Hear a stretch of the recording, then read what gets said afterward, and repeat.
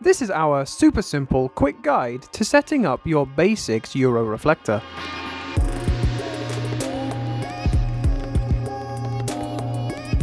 If you're looking for a guide to the whole lighting system, then check out our How to Set Up a 600 Watt HPS Grow Light System video.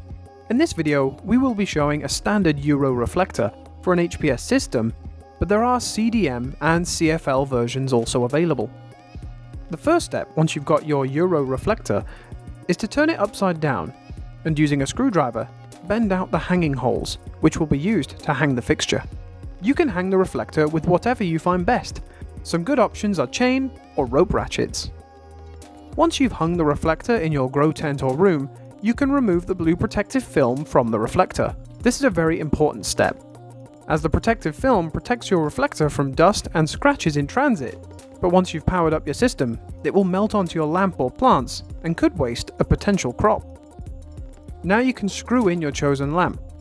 In our example here, we are using a BAY6 600 watt lamp, but you could use other 600 watt lamps of your choosing.